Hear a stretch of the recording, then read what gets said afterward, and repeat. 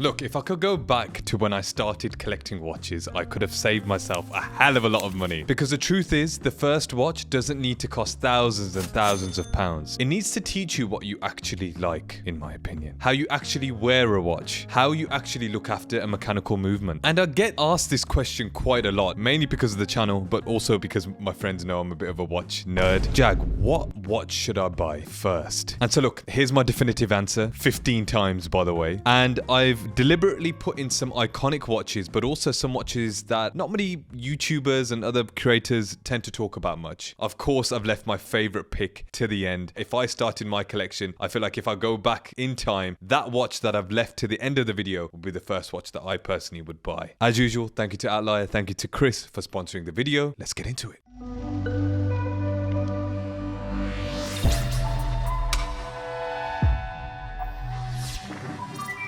I have set the benchmark at £1,000. I genuinely feel like if you're buying your first watch, you shouldn't spend over £1,000, and I've already given you the reasons for that in the introduction. And the reason I think that is because anything above that, you're no longer starting. You're committing almost if you're spending over £1,000. And committing before you know what you like is how you end up with a watch you don't want to wear. I'm guilty of this. I've bought watches in the past that I jumped the gun on and didn't want to wear very, very quickly. No doubt I'll do that in the future. Maybe I've already done that now recently, but look, I've done it. And £1,000 may sound like a lot because I know value is, relative to the individual. So we've got watches starting from £15 all the way to £1,000. So we have hopefully a watch that ticks the boxes for you in terms of that budget. The other thing that I want to just emphasize here is that your first watch should be affordable because you're learning. You're learning what size sits right on your wrist, what you're comfortable with, not what 1,000 YouTubers are saying you should be wearing on your wrist. You're learning as to whether you actually like setting and winding your watch every single morning. You actually also are learning whether you care about a mechanical movement at all, or whether quartz will tick that box for you and therefore potentially saving you a lot of money anyway. And all of those things you can't learn by watching YouTube videos or reading Reddit forums. You have to get the thing and wear the watch on your wrist. So here are my 15 picks, all under £1,000. All of these watches I'd happily recommend to anybody walking into this hobby for the first time. Let's get into it. Number one, and this is no joke pick, I had to start off with an iconic watch, the Casio F-91W. You can pick this up for a measly £15. This is the most sold watch in human history, and for a good reason. It tells the time, it's got a stopwatch, it's got an alarm, it's got a backlight, and it weighs about as much as a couple of postage stamps. It's very light on the wrist, very comfortable on the wrist as well.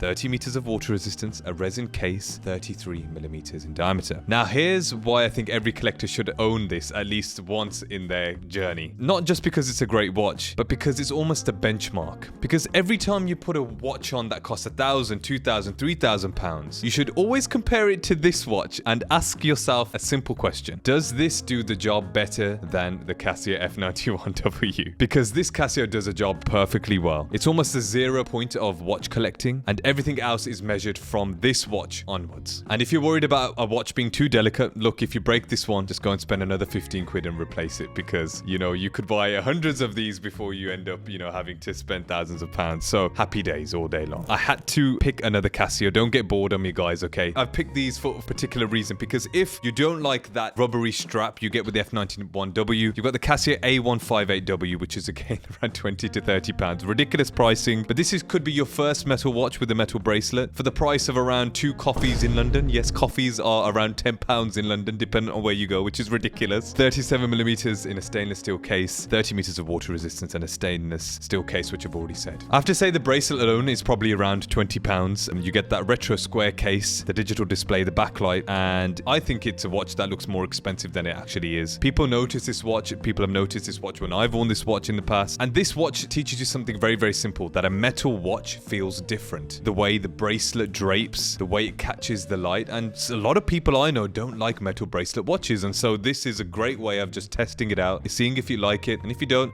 bother getting another one again. Promise you this is the last Casio on the list. Number 3, we've got the Casio G-Shock DW5600 at around 45 to 60 pounds. This is again taking it to the next level, but this is if you want a spec monster, because you've got a 43mm resin case, 200 meters of water resistance, bulletproof case, and also backlight as well. You're getting an ISO level dive watch essentially for less than a round of drinks again in London. I promise you I'm done with Casio, but I wanted to put in some iconic watches because I think think if you're new to the hobby, start with the icons, and especially if they're not expensive, it's a no-brainer. Now, pick number 4, my friends, is the Timex Weekender at around £55. This is your first proper watch face in the list. A quartz movement, 38mm brass case, 30 meters of water resistance, and it comes on a NATO strap. NATO strap is key here because it teaches you single most important lesson in watch customization. You can swap your straps, and it teaches you that a Weekender on a grey NATO is a very different watch to a Weekender on a green NATO. Different personalities, and you can start to customize your watches with this watch. I think it's a great looking watch, and Timex in itself is a great brand to start with. Can't go wrong. Pick number 5 is a watch that I got hands on with at British Watchmakers Day. It's a British brand based in Cambridge, and it's the Beaucroft Element. And for me, the temper red, that beautiful wine red dial, is stunning. It's at £650, and you're almost jumping into the deep end when it comes to a starter watch, because when it comes to an everyday go anywhere, do anything watch, this is probably my top 3 choice for under £1,000. As I mentioned, this is a British assembled and regulated watch, and every single one is hand assembled by their UK team. And this particular watch has a Miyota 9039 movement. The diameter is a 39.5 diameter. It's got a 39.5mm case, 46.5mm lug to lug, 200 meters of water resistance, and a fully articulated screw link bracelet with an on-the-fly micro adjust, which you will definitely appreciate if you're wearing on a day-to-day basis. Now, this dial is mesmerizing. They've got all sorts of different color options. I just genuinely feel like this watch, especially if you get hands-on, you will just feel the quality. The bracelet's brilliant. It's a really comfortable watch, and I think it almost teaches you something most starter, I think, collectors never really think about. For me personally, I fall in love with the dial to begin with. Whenever I look at a watch, I think it's the dial that really entices me, and this is a watch that, firstly, you look at the dial, you like the color of the dial, and then you look at everything else. You look at the case, you look at the bracelet, and I really like this. You've got the Super Luminova, you've got a double domed sapphire crystal here, so you're starting to get great specs, great quality. Can't go wrong with this watch. Now, I just want to say a huge thank you to today's sponsor, a good friend of the channel, Chris. Go and check out his videos if you want to save up a little bit more money for your next watch. His videos are a great way in learning how to trade. He has a great approach, no nonsense approach, and he puts his money where his mouth is. He's a great individual, friend of the channels. Thanks again to Outlier and Chris for sponsoring the video. Moving on to pick number 6, we've got the Orient Bambino, a brilliant brand that hails from Japan for £170. This could be a great first mechanical watch for you. It's got the Orient Caliber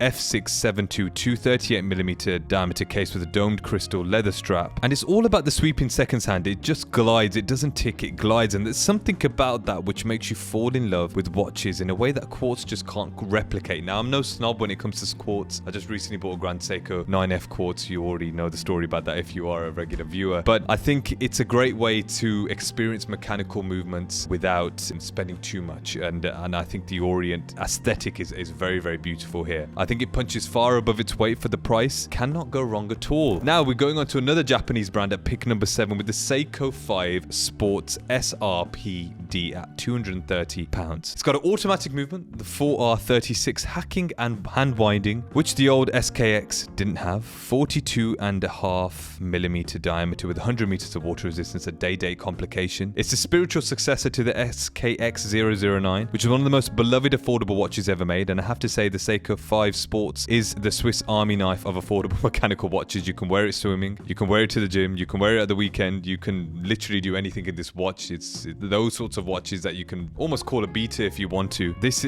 watch proves you don't need to spend thousands of pounds to get a mechanical watch that you can actually properly live with and not baby. I think this is a great option. Seiko, you can't go wrong. Pick number 8, we've got another Japanese brand, the Citizen Eco Drive Promaster Diver. This is a reference BN0150 for £280. This is the first set and forget watch. Eco Drive, that Citizen solar technology, any light, not just sunlight, charges that battery, and that battery will effectively last forever. You never need to change it. 41mm case, 200 meters of water resistance, ISO certified diver, luminous handed indices. And now what this watch teaches you that the others don't is that there's real beauty in a watch that you never have to think about. No winding, no battery changes, no fuss. You can pick it up, take it off, and wear it whenever. You haven't worn it for a week, you don't need to worry about it. It will keep going. It's absolutely brilliant in that sense, and you really can't go wrong with it. I think at that price point, you're getting a great movement and great heritage as well when it comes to that brand. Pick number 9, another Seiko, but this is a Presage sharp edge. Not many people talk about this watch, and I don't know why. I think that this case shape, you know, it's not for everybody. I personally do really like the case shape. At £380, this is where watches become art, I think. You know, you've got automatic movement, you've got a 6R35 movement with 72 hours of power reserve, 40mm case. The hemp pattern texture dial is star here. It's pressed using a technique Seiko has refined over decades, and in the flesh it catches the light in a way that flat dials just simply can't. And it teaches you something quite crucial, I think, that dial finishing is where the real craft lies. I'm wearing a watch that was sent out, which I will do a full review on, an enamel dial. Honestly, I'm a dial guy. I know a lot of people are dial guys, but it's what you initially look at when you look at a watch, for me personally anyway. And I feel like the Japanese understand surface texture in a way that very few Swiss brands do. The sharp edge title of this watch sounds like a bit of a knife commercial, but the name refers to the Japanese aesthetic of sharp, precise design lines. It's a cultural thing, and once you see it, you get it. Very cool and very underrated line from Seiko, in my opinion. We are moving now to pick number 10, an independent brand. We've got the Baltic Aquascaphe Mark II at around £550. I've talked about this watch before. If you're looking for a great vintage-inspired diver, the Mark II builds upon the original so well. I absolutely love the indices. I love the color gradients, the color options that this watch comes in. You cannot go wrong with this. You have two options of diameter. You've got 37 and 39mm, box sapphire crystal. You've got a Miyota 9039 no date movement. Absolutely beautiful watch. And the first French brand in the list today. I think Baltic is showing that they're just improving over time, and they're built on this original Aquascaphe very well when it comes to this Mark II. We now are moving on to pick number 11. Wow, okay. This watch is an absolute beautiful watch. With buying this watch myself so many times because I absolutely love it whenever I put it on my wrist. It's the Hamilton Khaki Field 36mm at just under £600. This is the first military heritage watch, but with a twist. This is the direct descendant of the watches Hamilton made for the US military in the 1960s and 70s. Hand wound only, the H50 movement with 80 hours of power reserve, 36mm diameter case. No date, no nonsense, just the time. Here's a twist, and I think this is really important. This watch teaches you something most starter collectors never really consider. It teaches you the ritual of hand winding. Every morning you pull the crown and you wind that movement, and you feel the resistance build and you stop, and that is it. It's a morning ritual. I absolutely love it. When I wear my Breitling top time, I go through phases of wearing that days at a time, and I absolutely love that ritual of waking up, setting the time if I need to, but winding it up in the morning and just taking those 10-20 seconds out of your day just to stop, focus on something beautiful, and then carry on with the day. It's not for everybody. Not everybody loves a hand wound movement. A lot of people just prefer the automatic, not having to worry about winding it up every single day, but you're actively participating in keeping your watch alive, and I absolutely love that. You get hands-on with the watch more, and I feel like you notice certain things in a watch the more you get hands-on with it. And with automatic watches, don't get me wrong, they're on your wrist and you do look at it throughout the day, but when you actually feel it, you get that tactile sense with the hand-wound movement. It's absolutely brilliant. So pick number 12, we're going over to America, I believe, with the Traska Venturer GMT at £620. I've actually reviewed the Commuter on the channel before, and the one word that comes to mind with Traska is quality. This uses the Miyota 9075 True GMT movement. That means the hour hand jumps independently, so you can change time zones without stopping the watch. Absolutely beautiful watch here. It's got the Speedmaster sort of inspired case with the two crowns. I absolutely love this watch, and for me, what I really like is that they have case hardened steel, and so it makes it more scratch resistant. And I think especially with your first watch, you will not know how to look after it, and if that's something that you worry about scratching your watch and it's a watch you're going to wear on a day-to-day basis, I really like the fact that Traska hardened their steel so you doesn't pick up those annoying little scuffs, tabled scuffs and all that kind of stuff. It's really good. And look, a GMT may be useful for you if you travel, if you're traveling and flying around a lot, or you know, you have family that live in a different country. That GMT complication is really useful, even if you may not want to use it initially. Moving on to a very popular watch, and I said I was going to mix certain watches you may have not heard of with some iconic watches, and pick number 13, you cannot deny the Tissot PRX Automatic or the quartz version. By the way, I would go for the quartz version, to be perfectly honest with you. The automatic version is around £640. This is a watch that arguably could be